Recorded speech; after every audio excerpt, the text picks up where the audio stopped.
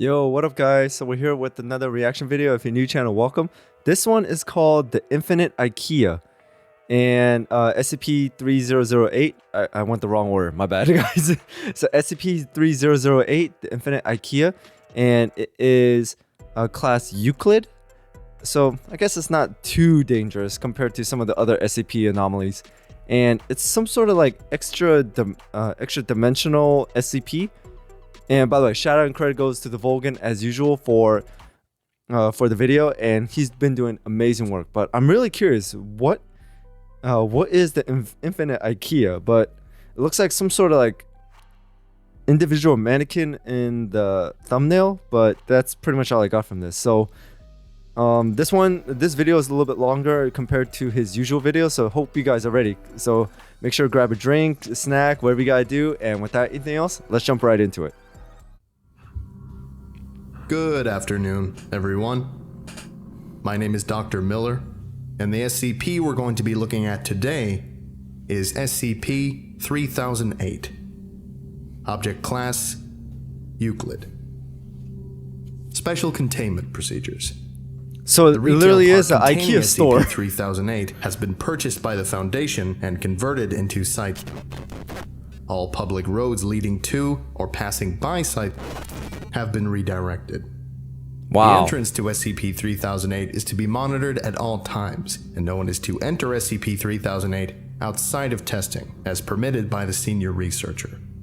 Humans exiting SCP-3008 are to be detained and then debriefed prior to the administration of amnestics. Dependent upon the situation of their stay in SCP-3008, a cover story may need to be generated prior to their release. Any other entities exiting SCP-3008 are to be terminated.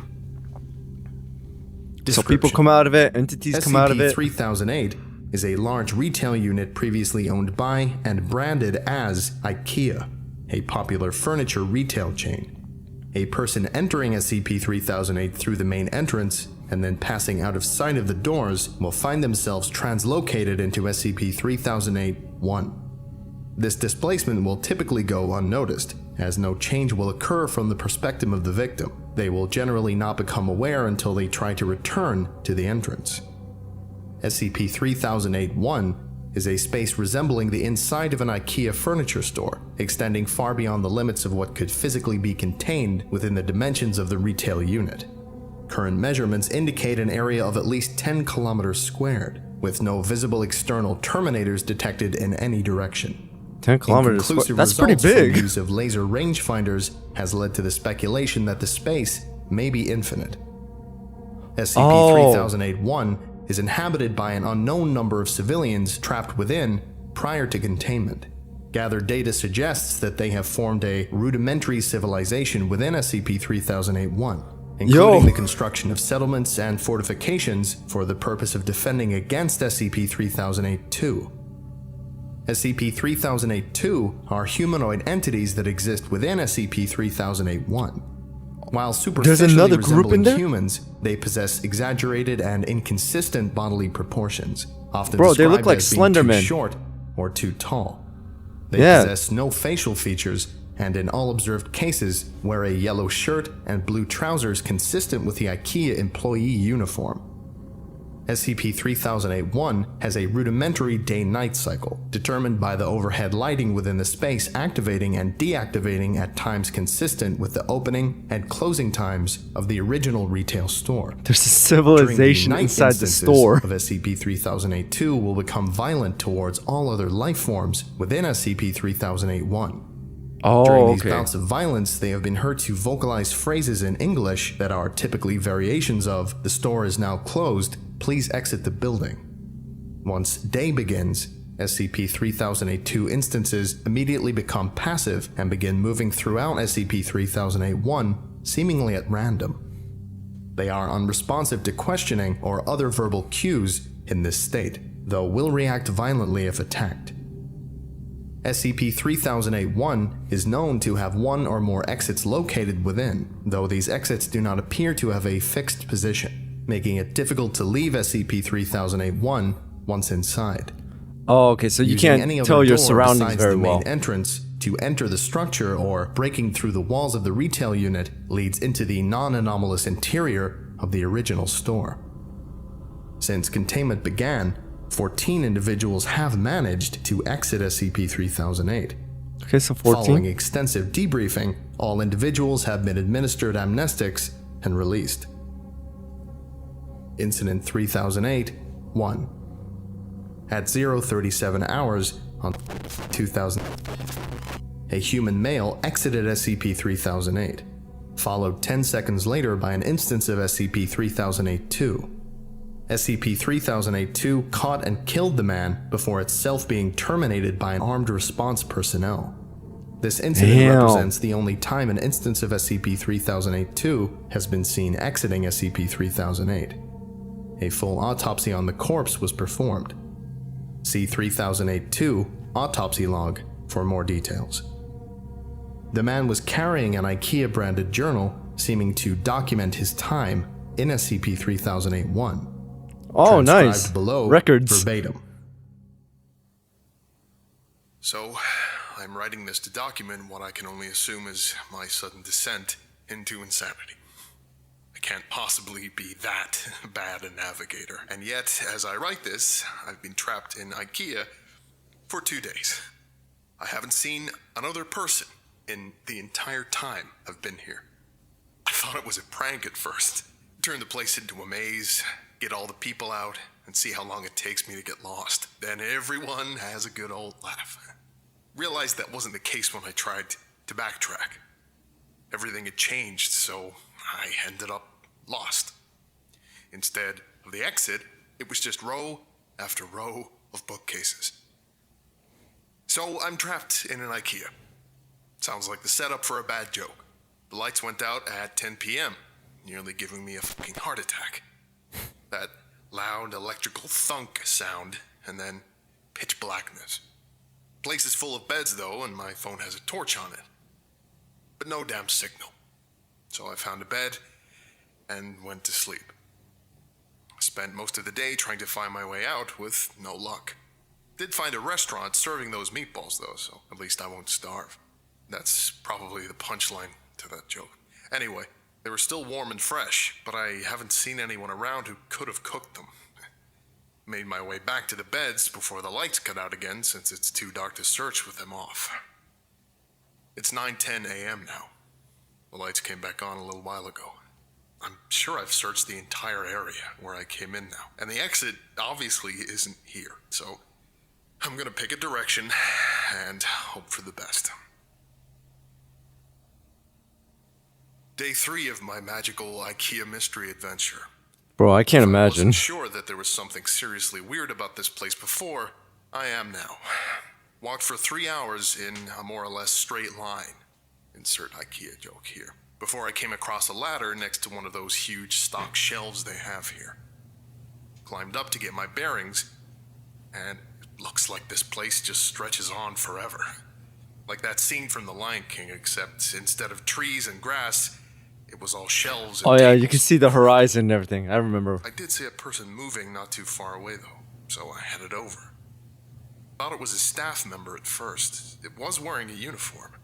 Hell, maybe it was. Maybe freakish 7-foot-tall monsters with long arms, short legs, and no faces are just the kinds of thing that they want working at a super IKEA. Damn thing completely ignored me though. And with no eyes or ears, I can't even be sure it knew I was there. Thought about shoving it or something to get its attention.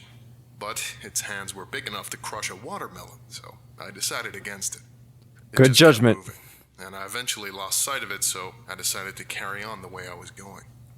Anyway, no comfy bed for me tonight. Looks like I've entered the improbably hard and pointy table section of the store. Guess I'll have to make do with some bunched up tablecloths.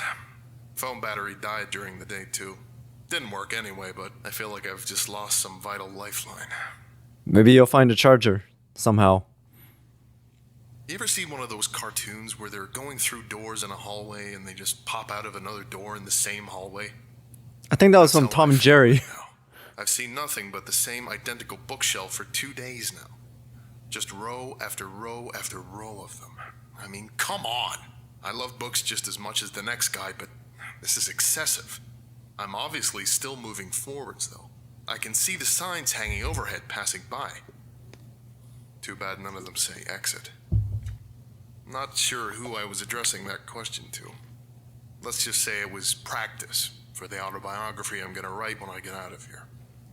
I'll call it my perfectly normal trip to a regular old IKEA. If I ever get out of here. Finally found some other people. Yeah, turns out I'm not the only poor bastard trapped in here. Lucky for me, I guess. My 6th night here. 2 of those staff things came at me. Damn, 6 nights. Different from the first one I saw, but still messed up. Heard them coming. They were saying that the store was closed and I had to leave the building, all nice and polite like. I'm not sure which part of that was weirder. That they didn't have mouths, or that they were apparently trying to kill me while they were saying it. Came at me like rabid dogs. And to think he died as soon as he exited. Sprinting through IKEA in the dark like a fucking madman. I saw it when I cleared another stand in front of those giant stock shelves, all lit up with torches and floodlights. They've built a whole town here. Got a massive wall built out of shelves and beds and tables and whatever else. I swear to God it was the most beautiful thing I'd ever seen. Anyway, I guess they saw me coming, or they heard my manly bellows of fear, because they had a gate open and 2 people were there waving me in. Heard the staff thing slam into the gate behind me after it closed, still politely informing us that the store was now closed. They wandered off eventually, though. They call the town Exchange, because that's what's on the sign hanging from the ceiling directly above it. Exchange and returns, all lit up against the night, using lights they found and plugged into the power lines. And there are beds, and food, and people. Over 50 wonderful people, with regular-sized There's 50 people? limbs and a full set of facial features. It's now my 7th night here, and the first one not spent in darkness. A full week living in IKEA. There's probably a TV show in that somewhere. Well, at least he's with other people, at I'm least. starting to feel more normal. Maybe normal isn't the word, but after a week with only the sound of my own footsteps for company, I was becoming increasingly sure that I'd just gone nuts. That I was tied up in some padded room somewhere, banging my head against the wall. But no, I feel quite sane now, thank you very much. Apparently there are other towns out there. Some with more people, some with less. I found that fairly mind-boggling. More towns? How could that many people go missing with no one noticing? Surely someone would have noticed that everyone who goes to IKEA seems to f***ing vanish. Or maybe it's not everyone. Maybe we're just the lucky ones. The people here just call those staff monster things the staff. Apparently they're fine during the day, minding their own business, walking the aisles. As soon as the lights go out, they go f***ing bonkers. So, during the day, people go out to find food, water, and whatever else they need. Apparently there are restaurants and shops around that get randomly restocked. No one knows how. Okay, so that's good. Maybe the staff do it. Apparently they aren't very good at their jobs though, because the restocking sometimes takes a while, which means the food needs to be rationed. Maybe if they weren't so busy chasing people around in the dark, they'd get more done. Hey, they're telling you the store's closed, so they gotta do their jobs. Staff go nuts and everyone holds up inside the walls. Apparently it's the same everywhere in this place. Wherever this place is. The IKEA, from whence all other IKEAs sprang. Or maybe we're all still just in the regular IKEA and this is all some fever dream brought on by a mind-numbing boredom. Who knows? Been here for 10 days now. Most of the people I asked said they stopped keeping track a long time ago. And one guy, Chris, said he'd been here for years. Years. Holy hell! There are rumors of people who do manage to get out, and people who see the exit only to have it vanish before their very eyes. I get the feeling not everyone believes that, but I do. Explains how he got stuck in here in the first place. Sort of. And I mean, come on. Staff monsters, row after row of high-quality Swedish furniture. I don't know why they would find a disappearing door so hard to believe in. Anyway, I went out scavenging for food in a nearby shop with Sandra and Jerry today. Once you learn the landmarks of this place, it's not so hard to navigate. Okay, so that's good. But there are others. Not too far in the distance, a huge section of those giant stock shelves is collapsed against each other, and way off in the east, we all assume it's east anyway. Apparently IKEA doesn't sell compasses. It's some kind of tower. Yeah, it's not that kind of store. Made of wood. Reaches all the way up to the ceiling. Maybe they were trying to break out through the roof. It lights up at night, so there must be people there. But apparently, it's a few days' walk, which means it must be miles away. So no one here really knows for sure. Apparently, I got incredibly lucky sleeping out in the open for a week without getting ripped to bits by the staff. That's me. Lucky, lucky, lucky. Yeah, trapped in an infinite IKEA. Guess the staff restocked it during the night, which was nice of them. There was a telephone on the wall, so I figured I'd try it out. There was a voice on the other end, but they were just talking nonsense. Random words strung together with no real meaning. You ever see a video of someone with aphasia? Kinda sounded like that. Didn't answer me when I spoke to them anyway. Sandra says all the phones in here are the same. Oops. Asking the journal questions again.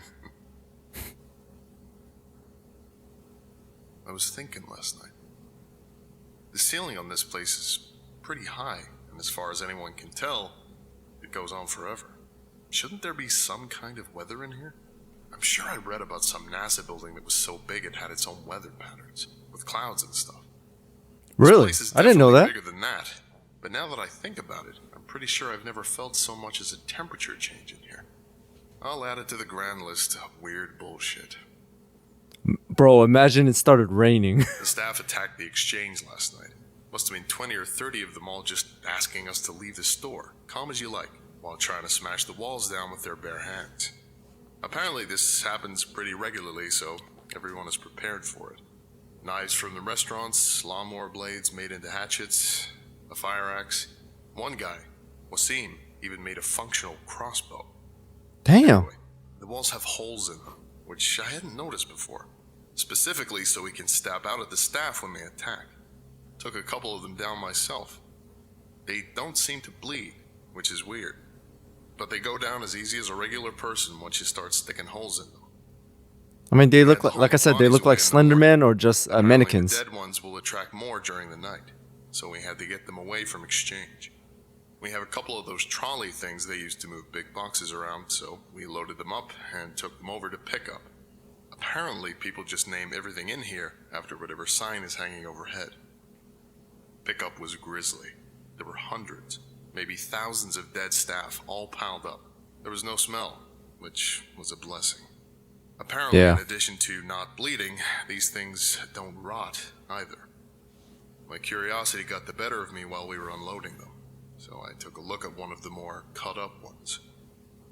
They're just skin, or something that looks like skin, all the way through. No muscle, no bone, no organs. Are they even really alive in the first place? They certainly seem like they have bones when they're moving around, pounding on the walls. I'm sure I felt more resistance than just skin when the knife went in during the night. Oh man, Maybe excuse me. Something happens to them when they die. Just one more thing on the ever-increasing list of weird shit that goes on in here, I guess. Bro, you're gonna need a bigger book. Something occurred to me. After the staff attack the other night, every time you see a situation like this on TV or in a film, like it's the end of the world or everyone is trapped on an island or whatever, once groups like ours start to form, people always seem to turn on each other, fighting for food or dominance or whatever else. That hasn't happened here. Apparently people from other towns come by from time to time, just to check in or occasionally trade if they're short on something. But everything is always cordial, friendly even. Maybe it's the threat of the staff, or perhaps the constant restocking of supplies in the shops means there's nothing much to fight over. Makes sense. Maybe I mean, if there was very little food, then it's a war. That's a nice thought. I think I'll go with that one. A dozen people showed up at the gates this afternoon from a town called Trolleys. Apparently the staff broke through the walls and tore the town apart during the night.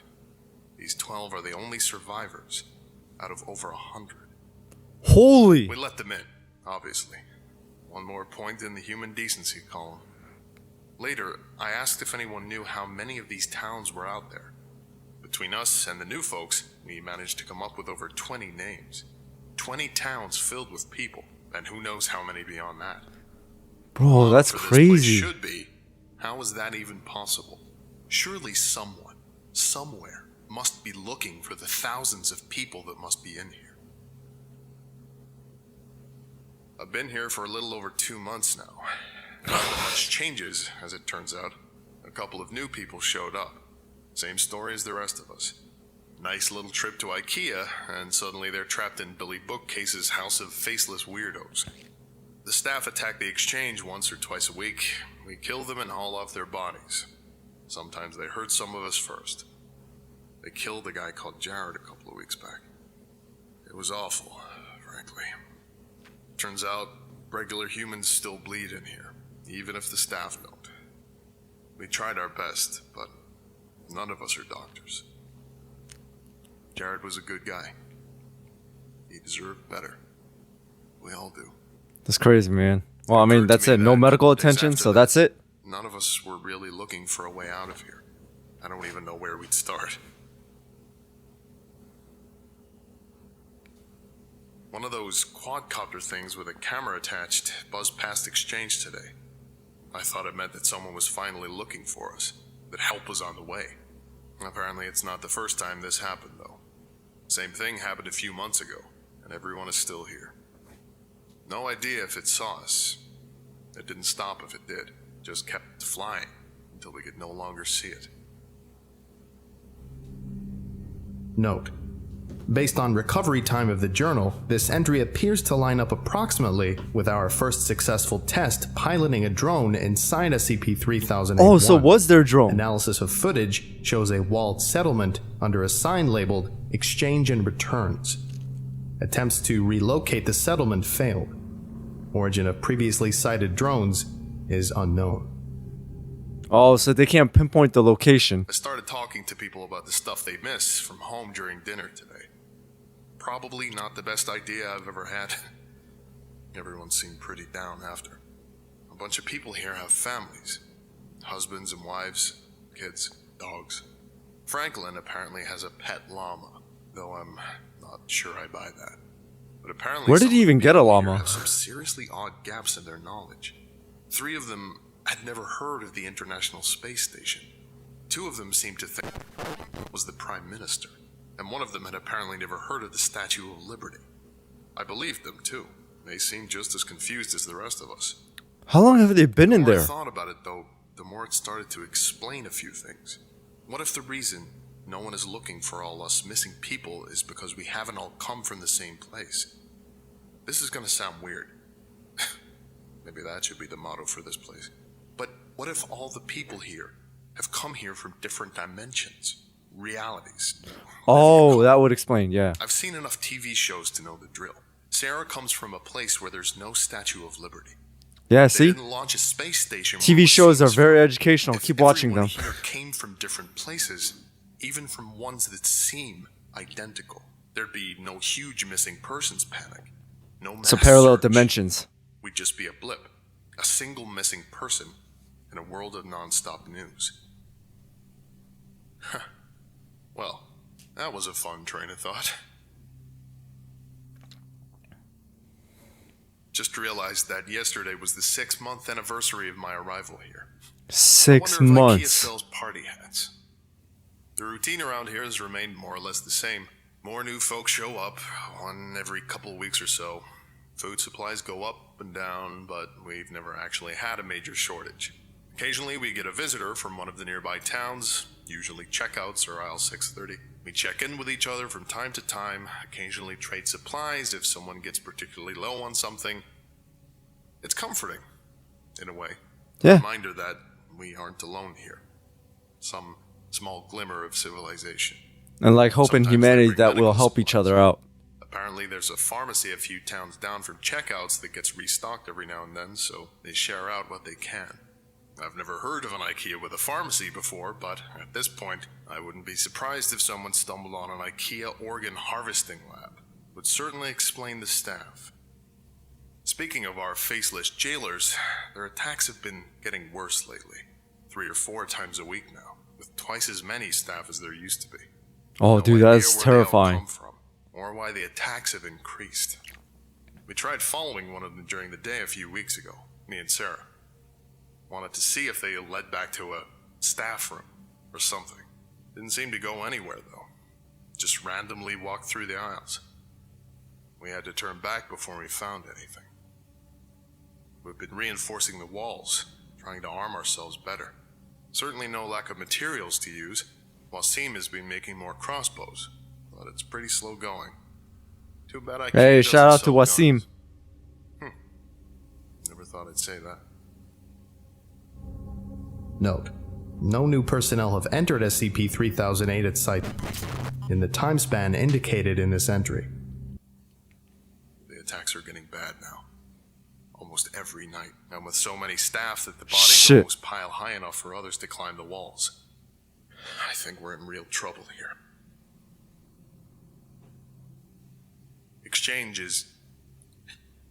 I think exchange is done. We got hit pretty bad last night. Not many casualties, but the wall is wrecked.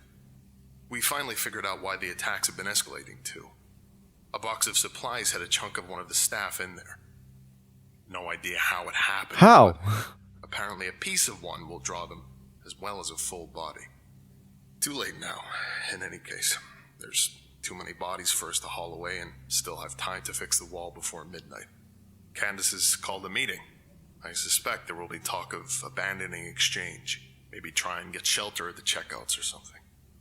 It's already getting late, though. I don't think we'll have time to make it. Maybe some of us will. I was fine for that first week out in the dark after all. But then, how often can I keep getting lucky? That's a word that he keeps using over and over. Luck. Closure, I guess. For me, or for anyone who finds this. If this is the final entry here, I hope whoever is reading this is doing so from outside of this place. My biggest fear. If I do die tonight, I'll just wake up here again in the morning. Note: this is the last entry. It is assumed that while he was attempting to reach the checkouts settlement, he was separated from the rest of his group by pursuing SCP-3008-2 instance and happened upon the exit. Talk about luck. Oof. I've been to IKEA a few times, and that guy's recollection, not that different from mine. Just saying. That place is a war zone. I've never been to Also, an IKEA. Why do I keep on getting assigned interdimensional SCPs? I don't know. Anyway, I think that about does it for today. Thank you very much for listening, if indeed you still are. Yeah. And Don't you are worry, all I am. dismissed. Go away. I'm just kidding. Goodbye. Alright, well, I've never been to an IKEA before, and because of this, I don't know if I should. But this one was crazy. So basically, it's...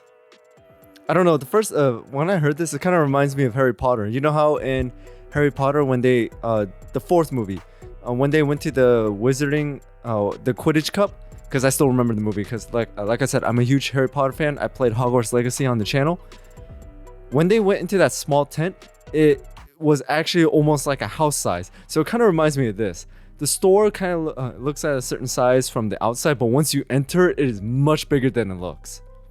But either way, this one was a lot longer, but I really like it. How the story was told and everything. And man, I feel sorry for that guy. He was in there for so long, and by luck, he stumbled upon the exit. So the moment he exited, he was killed. Man, looks like his luck ran out right at the exit. But at least he managed to drag out one of the 3008 the mannequins, or the staff members, whatever you want to call them, and they managed to perform an autopsy. So at least it helps the SCP with their research. So I guess his it was more of a sacrifice rather than an unnecessary death. But either way, the part where he said that each and every one of them come from like different dimensions, like a parallel dimension. Some of them come from here, there, all that. It sounds like they come from either maybe different timelines, or they come from different dimensions where something here does not exist there, and something there that exists does not exist here. Something like that. But either way, this was crazy and kind of terrifying. But I don't know if it's a Euclid, because one wrong move, it's over. But either way, if there was a part 2 to this, I would definitely want to listen to it, like an update, how they made on their research and everything, because this would actually make a really great movie or TV show, in my opinion, the SCP Foundation. But anyways, thank you guys for watching. Hope you enjoyed this video, because I really enjoyed this SCP anomaly, but then again, I've been enjoying pretty much all of them. So thank you so much for the recommendation, guys. I really do appreciate it. You guys have been recommending amazing videos to me. And as always, shout out and credit goes to TheVolgun for amazing videos. And make sure to hit that notification bell so you know when I drop another video. And thank you so much for your support, guys. I really do appreciate it. It's what keeps the channel going, and it means everything to me. So until then, I'll see you guys next time.